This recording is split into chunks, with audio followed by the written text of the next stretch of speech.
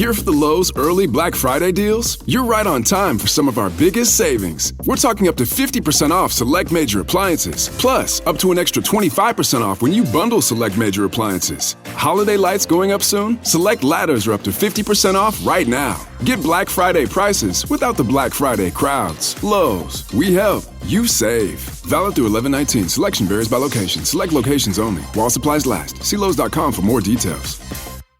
This episode is brought to you by Progressive Insurance. Do you ever think about switching insurance companies to see if you could save some cash?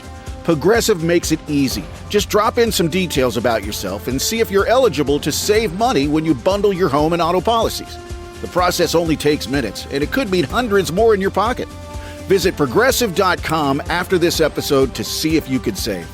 Progressive Casualty Insurance Company and Affiliates. Potential savings will vary. Not available in all states. 'Tis the season of gifting and halls to deck, and the Who's in Who Newville were in love with new tech. Where can we find Sonos and Samsung and Nintendo, they shouted. Would they find it in one place? This they questioned and doubted. When suddenly a Who yelled, Walmart's the place to start! And each Who added headphones, TVs, and games to their carts. With Walmart, their shopping was done in a flurry. They cried out, "Who knew?" and ordered their gifts in a hurry. Shop the latest tech gifts in the Walmart app. Doesn't matter if you were an Indian or if you're a Warhawk. The ULM mention is the greatest. You'd hope for the best as a ULM fan, but this is the Bleav in the Warhawks podcast with hosts Dusty Thibodeaux and Chase Regian. Chase, you always have such great insight. Tibbs is going to bleep it all. What are these guys always talking about? We talk a lot about food on this podcast, and I'm going to continue to do so. Really, really appreciative of the people and the community and the way that they've backed us up. Nailed the introduction, by the way. Awesome. Thanks, I love Fish. it. Chase, it's the final stretch, and it all starts Saturday when South Alabama comes to your Malone House of Pain. We need it. We need it big time. I figured that was going to make you beat your chest because, BV said it to me. He said it to me first. He did say it to me first, and I'm not credited for it, and that pisses me off. Hadn't really been the House of Pain this year, unfortunately. Indigestion, maybe. Maybe.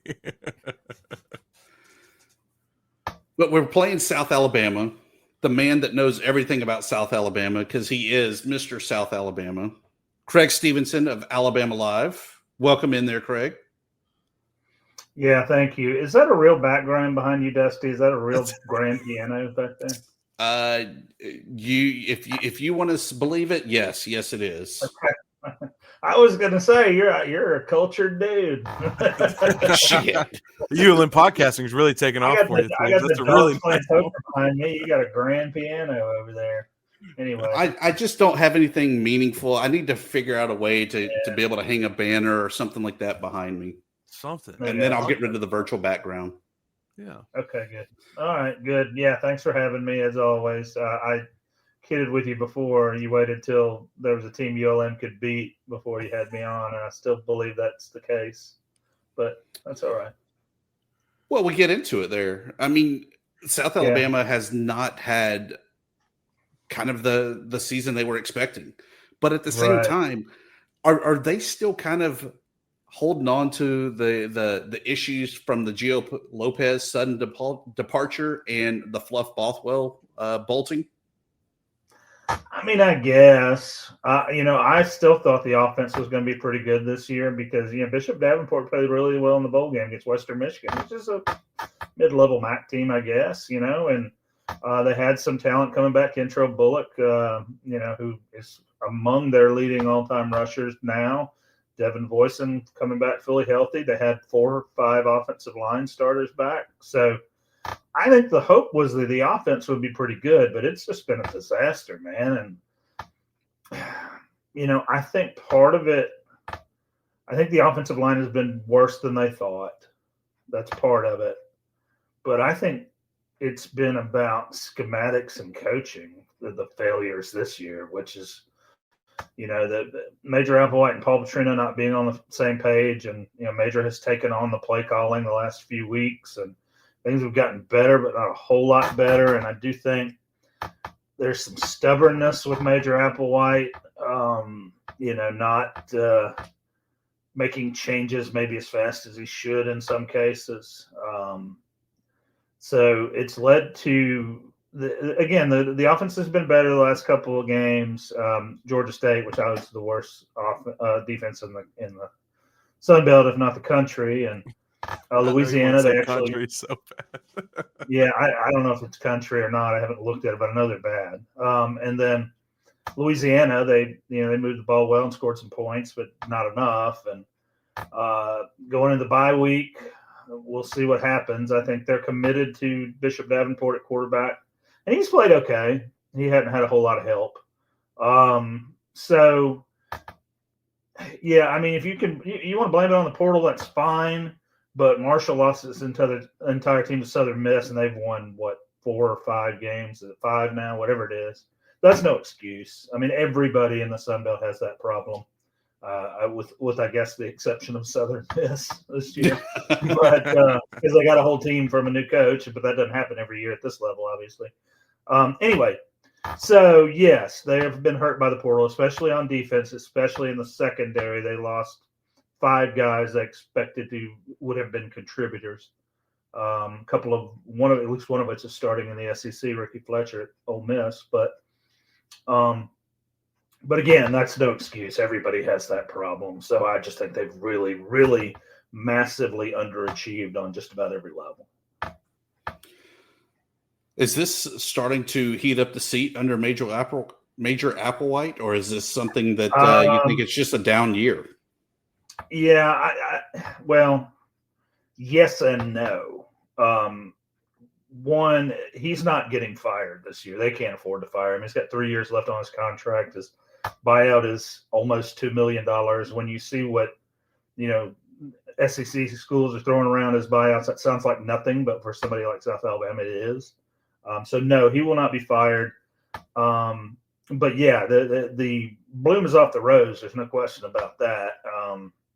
As to when he's not getting fired this year, but they've got to get better next year. I do think there's going to be some internal and external pressure to make changes on the staff. I think it's pretty obvious there's going to be a new offensive coordinator at least. Beyond that, there could be pretty massive turnover. I don't really know yet, but it's looking that way. So, yeah, people are dissatisfied for sure. Whether or not that means he's going to get fired, no. But if they're bad again next year, then you got to have that conversation. You kind of mentioned this, and when I look at this team on paper, Davenport doesn't look trash, but he doesn't look, crazy good. I think, Kentrell Bullock, I've always thought was very good, and I know losing Gio and Fluff really sucks because that was a very fun offense to watch that you guys had last year. It seems like you have one receiver. You think that's kind of besides offensive line, they get them 17 sacks, which is too many. We all know that. But, you think it's just been poor skill players and kind of with people leaving, you lose focal points? I think there's talent there. Again, 4 of the 5 offensive linemen started their career in the SEC, ACC, or Big 12. Or Big 10. Excuse me, Big 10. Yeah. Purdue was one. One was Purdue. One was South Carolina. One was Arkansas. And one was Duke. So anyway, so there's talent there. I do think Jeremy Scott has come on pretty well as a number 2 receiver, but it's been more a problem of willingness and ability to get them the ball, because I think there's enough talent on this offense to score points and be in the top half of the Sun Belt. But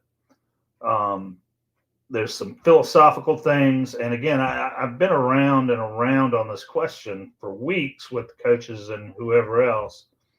It's either they don't trust Bishop Davenport to throw the ball down the field, he doesn't have the ability to do it, or they can't protect him. And it's probably bits of all 3 of those things.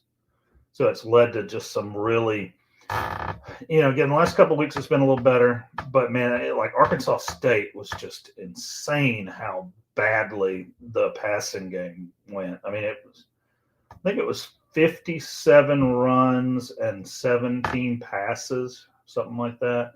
And some of those were, they're pressured into a run, but a lot of it wasn't called.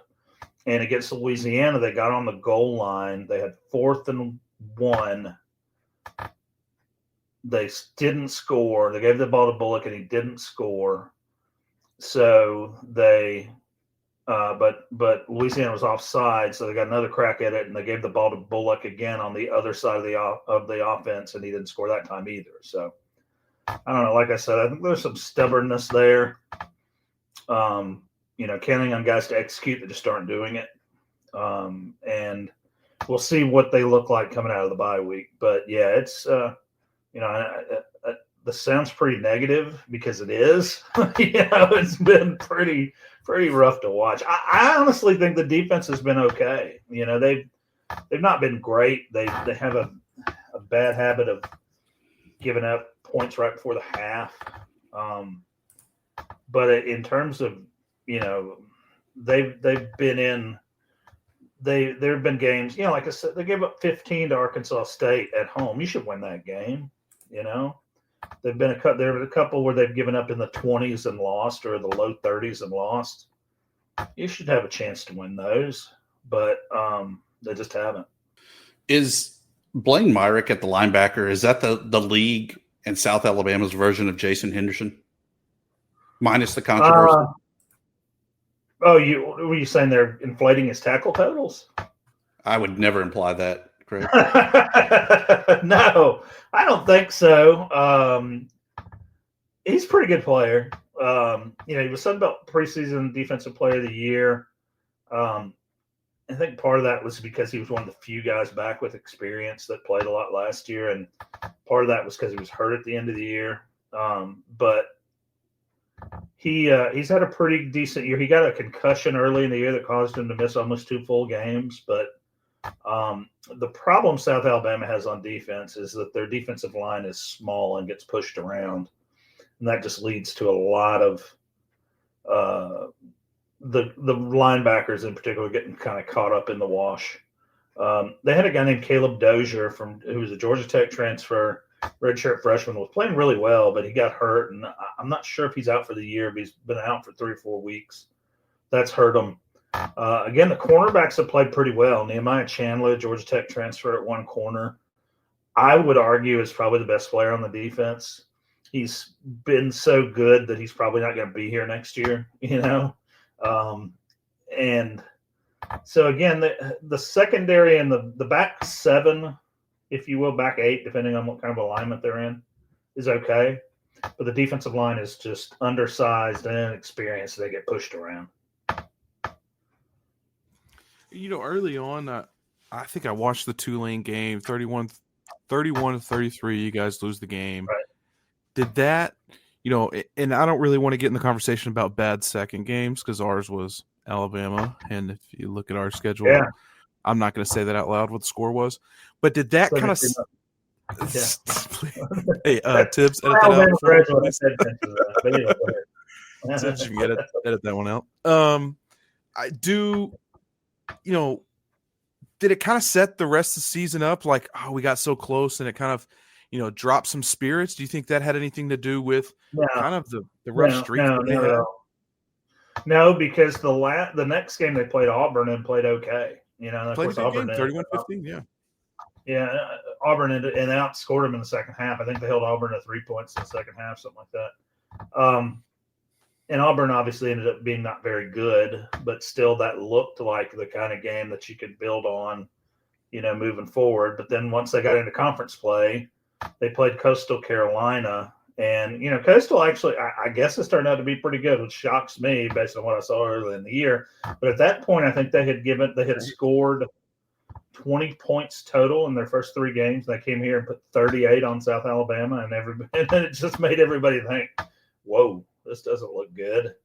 I'm trying to remember the sequence of events. That same thing exactly happened to us, though, by the way, where Coastal came in. We're like, oh, they kind of suck. They've only scored 14 points in the first quarter all season. And right. It went poorly. Yeah, they had not scored in the first half, I don't think, the entire year, and they had 20 points on South in the first half or something like that. Then they played, so let's see, that got them to 1-3. Then they played North Texas, which again, very good North Texas team. Yeah, and it was a one-score game, with about halfway through the fourth quarter, and then they had a long drive and scored. But yeah, I would say that the Troy-Arkansas State nexus is where things started snowballing downhill.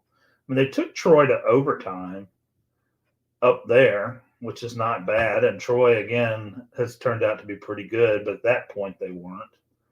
And then Arkansas State, again, Arkansas State probably could have won by 2 touchdowns if Jalen Rayner could have hit a wide open receiver a couple times. But he didn't. I mean, it's true. I'm not. I'm with you. I completely agree. Yeah. That's true, man. But South Alabama was up 14-3 with 11 minutes left. It was 14-12. Yeah, because Arkansas State scored a touchdown and went for 2 and didn't get it. So it was 14-12 with about 5 minutes left, and South Alabama missed a 27-yard field goal.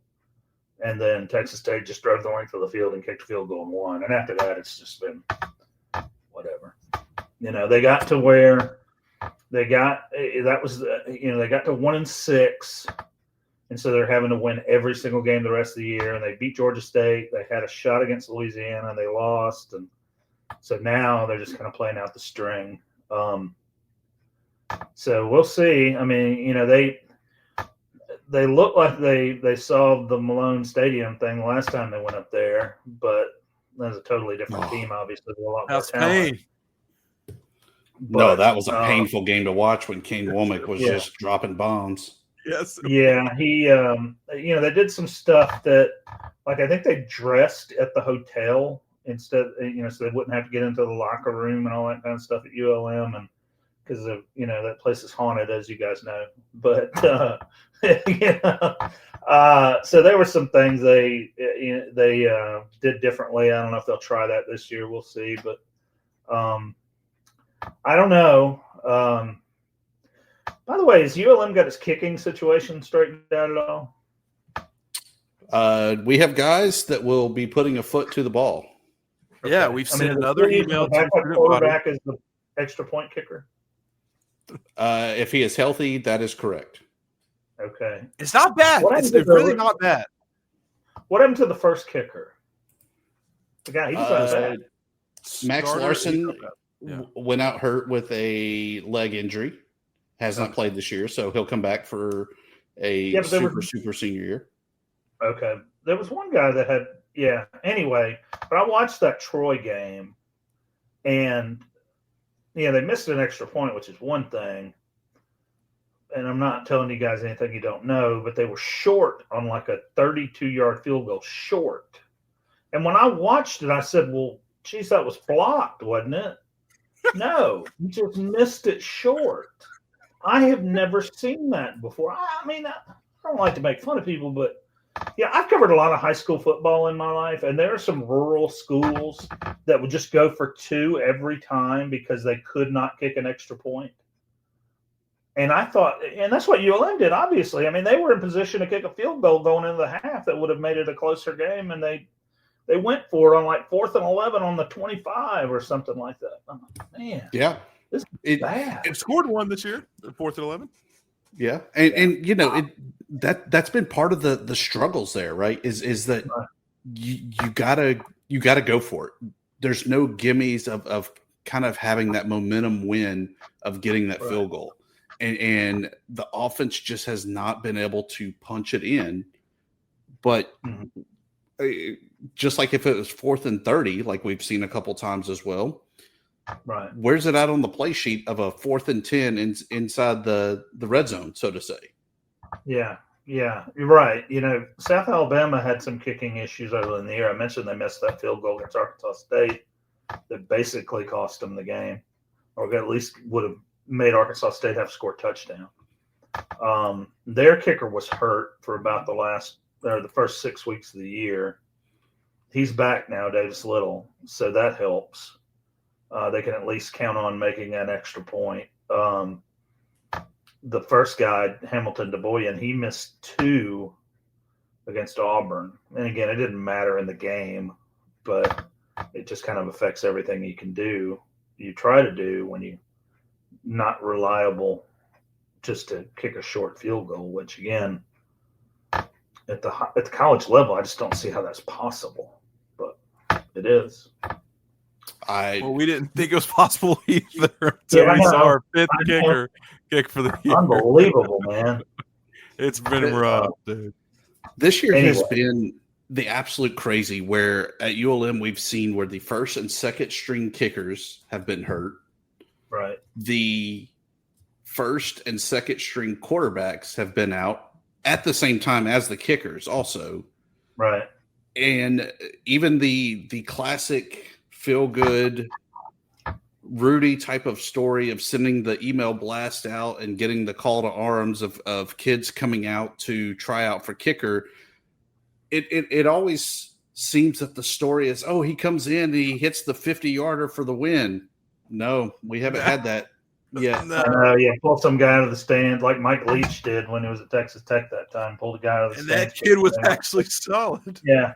South Alabama has not had, like I said, the kicker was out for a while. Myrick missed a couple of games. Ty Goodwill, their safety, missed a couple of games. But they have not had, catastrophic injuries that have really been bad. Now, Jordan Davis apparently got hurt in pregame warmups against Louisiana and didn't play. And because they'd had some attrition, guys either quitting or getting run off because they weren't playing, they ended up with a guard playing tackle, a 6'1" guard playing left tackle against Louisiana, which was not ideal. But he played okay. He didn't cost him the game, I didn't think. This is Kevin Harlan, and tonight, the NBA on Prime crew and I are back with another exciting Emirates NBA Cup doubleheader. It all tips off with Bam Adebayo and the Miami Heat taking on Jalen Brunson and the New York Knicks in an East Coast rivalry. Then Steph Curry and the Golden State Warriors go toe-to-toe with Victor Wembanyama and the San Antonio Spurs.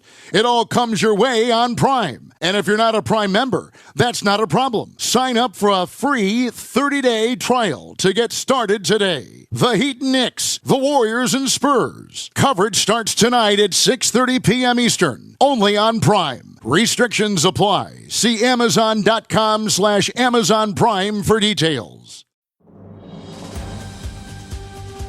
This episode brought to you by Progressive Insurance. Do you ever find yourself playing the budgeting game? Shifting a little money here, a little there, and hoping it all works out? Well, with the Name Your Price tool from Progressive, you can get a better budgeter and potentially lower your insurance bill too. You tell Progressive what you want to pay for car insurance, and they'll help find you options within your budget. Try it today at Progressive.com. Progressive Casualty Insurance Company and Affiliates. Price and coverage match limited by state law. Not available in all states. When you think about businesses that are selling through the roof, like aloe or Skims, sure, you think about a great product, a cool brand, and brilliant marketing. But an often overlooked secret is actually the businesses behind the business, making selling, and for shoppers, buying, simple. For millions of businesses, that business is Shopify. Nobody does selling better than Shopify. With Shop Pay, that boosts conversions up to 50%, meaning way less carts are going abandoned and way more sales happening.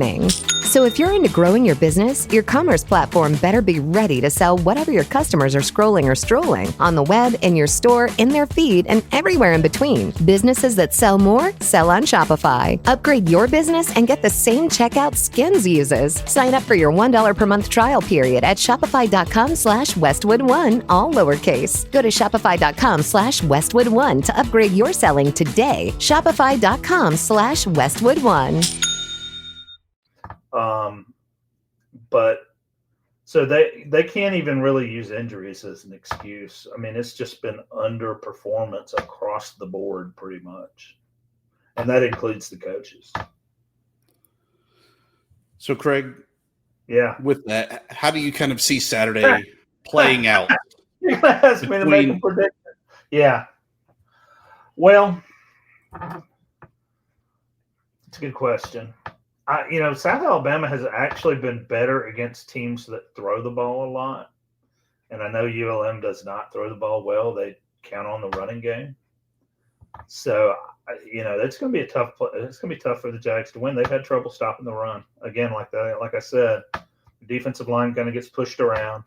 I did see where South Alabama was favored, but that means nothing. I mean, they were a 2-touchdown favorite against Coastal and a double-digit favorite against Arkansas State. They didn't win either one of those games. Those were at home. So I have a hard time picking the Jags right now. I mean, I would think South probably has a talent edge, but it hasn't mattered a whole lot this year. So if ULM can put 24 plus points on the board, they got a really good shot to win. Can they do that? How did they beat who did they beat? Arkansas State or UTEP? How'd that happen? How do we beat St. Francis? That's a great question. Yeah, I mean, but they beat JMU last year, so who knows? That was JMU's first time in Monroe. You know how that goes, man. That's right. Yeah. So, Craig, more importantly than this matchup, you didn't answer my question. How did they beat Arkansas State? The answer is Arkansas State. The Rice Bowl at that time was terrible, and we had a 15-year losing streak against them, and so we had something to play for. But UTEP was the most impressive, I thought. Yeah. Of going into UTEP and flying across the country just to the next state. I don't know, man. It seemed like we were still running the ball well and able to finish drives, which I think we've really struggled with. At that point, we still had a kicker able to kick a ball. Yeah. Our defense, has had its fair share of injuries, but really, I think now looking back, overperformed early, and they've really gotten torn apart here recently. But I don't know, man. We have really high expectations for this season, and the kind of where we're at now is not where we thought we'd be. I kind of thought South Alabama would be a bowl team, but not a whole lot better than that, with all that they lost. If they had brought everybody back, Gio and Fluff and all those DBs, I think they would have been the favorite in the West. But 100%. Obviously that didn't happen. But I did think they would be, at this point, be 5-4, or the 2-7. Yeah, I figured they'd be 5-4, 4-5, and have an opportunity to, win 2 of your last 3 or whatever it was to get into a bowl game. They never beat Texas. They never beat Texas State, especially up there. Southern Miss probably going to beat them by 2-3 touchdowns. So now this might be their best shot. Their last shot at a win. So we'll see how it goes. And, they do have the bye. They had the bye week. ULM had a bye too, right? Yeah, they had a bye this past week. Yeah, so that's kind of a wash. One thing that has hurt South this year is quarterbacks who can move, which Armenta can do, assuming he's still the quarterback, right? I think so. Yeah, we think so. Yeah, he can move. I'll give him that. He really can. Right. It's not his first choice, but he can. It's like I was watching the Troy, Louisiana game, and all of a sudden Walker Howard came out there. I was like, where did that come from? And he threw an interception and never to be seen again. They sat him for a guy named Lunch. Yeah, that guy's good. He is good. I know. Just an awful name. Yeah, he is good. Load. Anyway. So, Craig, more importantly. Yeah, okay. Then all of this, you are an AP top 25 voter. Yeah, and that has been in the spotlight of exactly what did I do wrong? How do you keep up with all these games to know that you're giving that a fair shake? It's really hard.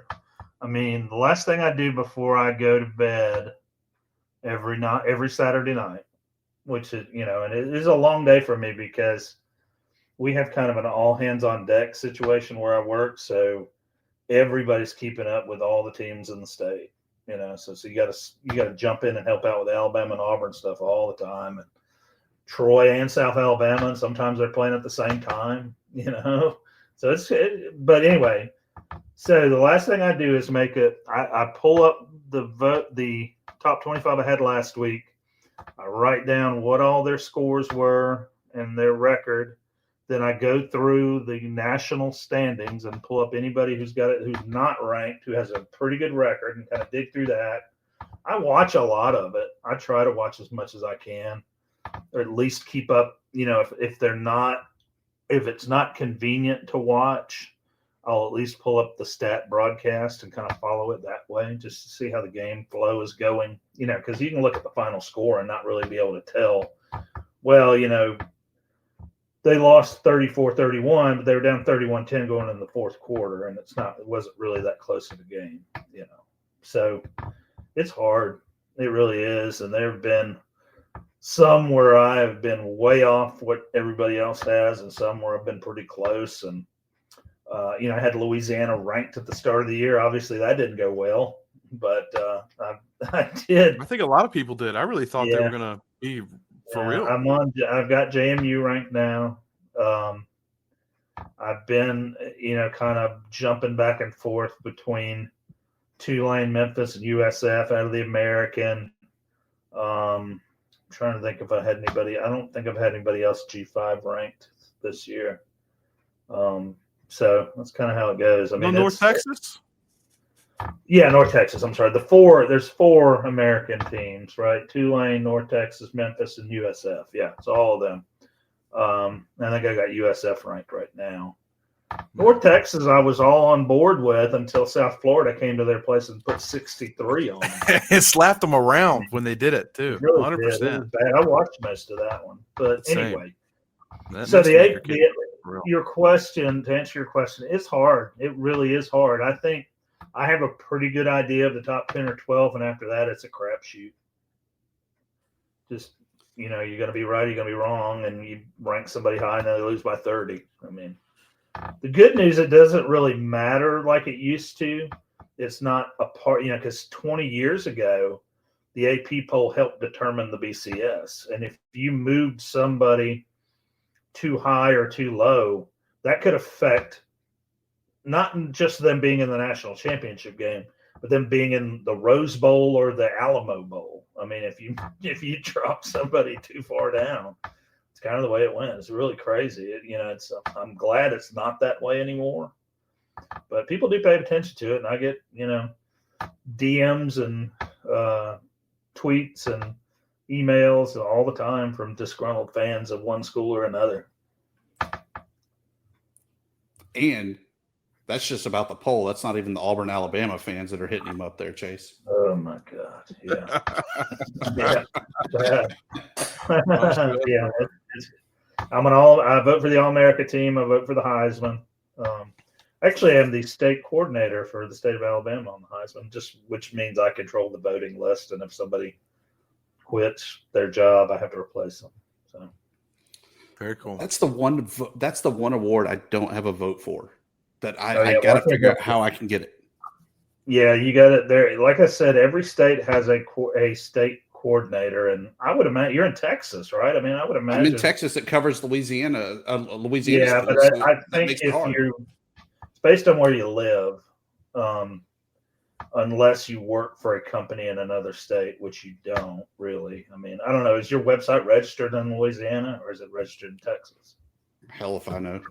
The internet. Yeah. So you would have to be on the voting list in Texas. And so you just need to find out who the Heisman committee chairperson is and cozy up to them basically and say, hey, if somebody ever leaves, I'd like to be considered for a vote. So that's how it works. I mean, I have people do that to me all the time.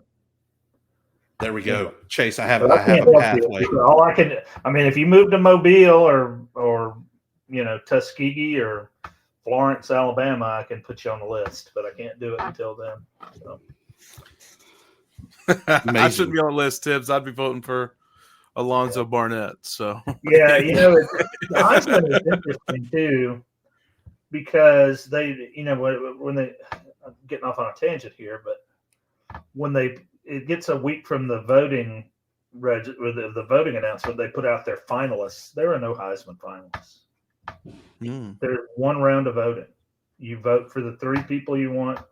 in order, 1, 2, and 3, and that's it. There's no, like some of the other votes, like the Outland Trophy or the Bolitnikoff or Groza or whatever.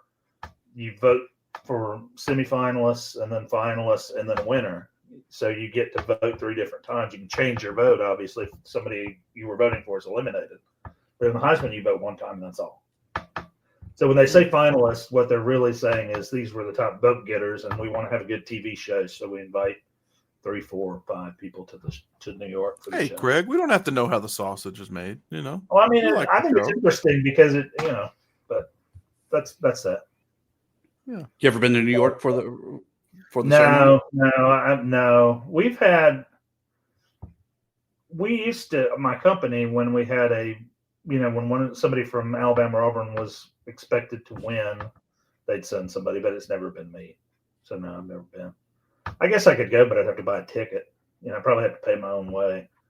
But I'm not. It's not like they invite all the state committee people to be at the ceremony. I think you have to be a member of the Downtown Athletic Club, which I don't think does it anymore. It's the Heisman Trust now. It used to be the Downtown Athletic Club. But anyway. Crazy stuff. You look around the Sun Belt. Yeah. How have you seen this season? Has it kind of played out the way you thought it was going to be? I thought Southern Miss was going to be pretty good. I didn't think they'd be this good. I didn't think Troy was going to be good. And after, when they went into the fourth quarter at Buffalo trailing 17-0 after Goose Crowder got hurt, I was like, yeah, they're going to go 3-9. They just cannot score. And they flipped the switch. And I was very skeptical of that hire with Jared Parker, but he has proven me wrong. Those guys play hard, man. And that covers up a lot of stuff. So no, it has gone completely the opposite of what I thought. I thought Texas State would be good, and they haven't won a Sun Belt game yet. I thought Louisiana had some momentum from last year. I thought with Walker Howard coming in, surely they're going to score a lot of points. And, they have, but he's been hurt. So, no, I thought that, like I said, you would have teams like South Alabama and ULM and Arkansas State trying to win 6, 7 games, getting a bowl game. But it's gone way different. On the other side, I kind of figured JMU would be pretty good, but I didn't think they would be head and shoulders above the ODU. Has surprised me, even though they've kind of come back to earth a little bit. And App State just kind of falling apart surprised me. So no, it's been completely the opposite. At least in the West. Yeah, the West has been a mess. The East, I thought it was James Madison, Old Dominion, and the winner of that would win the East. Marshall's been better than I thought they would.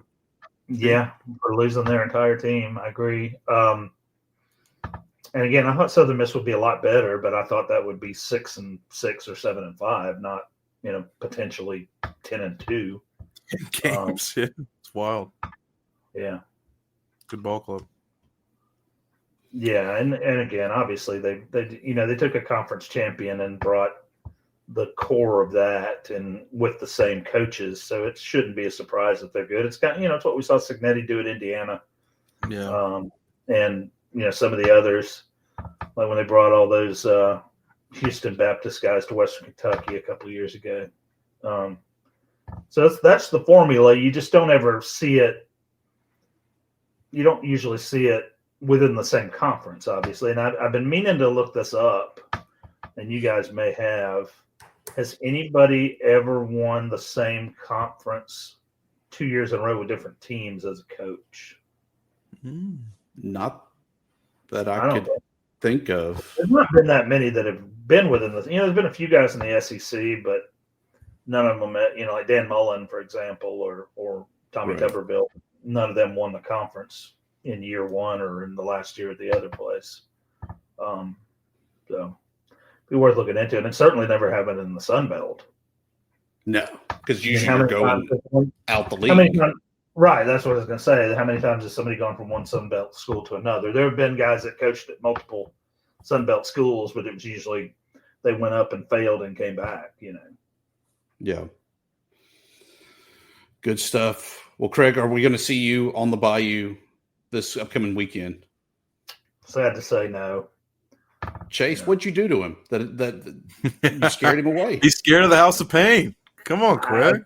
I would like. I mean, and one of these days I'm gonna get up there. But I went to Auburn. I went to Troy. Did not go to Georgia State. Wasn't planning on going to ULM or Texas. I mean, if they were 9-0 and playing for something, maybe I could make that case. But no, I'll watch it on ESPN Plus. And, we'll be thinking of you, Creg. We'll wave to you from the sidelines and pour one out for you, just like when we're back in New Orleans.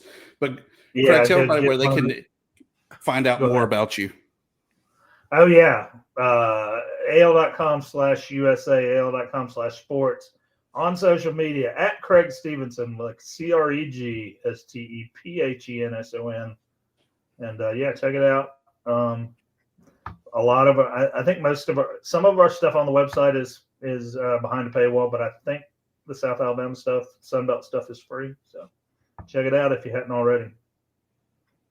Fantastic. Thank you as always, Creg. Yeah, man. Talk to y'all soon. 'Tis the season of gifting and halls to deck, and the Who's and Who Newville were in love with new tech. Where can we find Sonos and Samsung and Nintendo, they shouted. Would they find it in one place? This they questioned and doubted. When suddenly a Who yelled, Walmart's the place to start! And each Who added headphones, TVs, and games to their carts. With Walmart, their shopping was done in a flurry. They cried out, who knew? And ordered their gifts in a hurry. Shop the latest tech gifts in the Walmart app. Extra value meals are back. For just $5, get a savory and sweet sausage, egg, and cheese McGriddles, plus hash browns and a coffee. Only at McDonald's. For limited time only. Prices and participation may vary. Prices may be higher in Hawaii, Alaska, and California, and for delivery. Here for the Lowe's early Black Friday deals? You're right on time for some of our biggest savings. We're talking up to 50% off select major appliances, plus up to an extra 25% off when you bundle select major appliances. Holiday lights going up soon? Select ladders are up to 50% off right now. Get Black Friday prices without the Black Friday crowds. Lowe's, we help, you save. Valid through 11/19. Selection varies by location. Select locations only. While supplies last. See Lowe's.com for more details.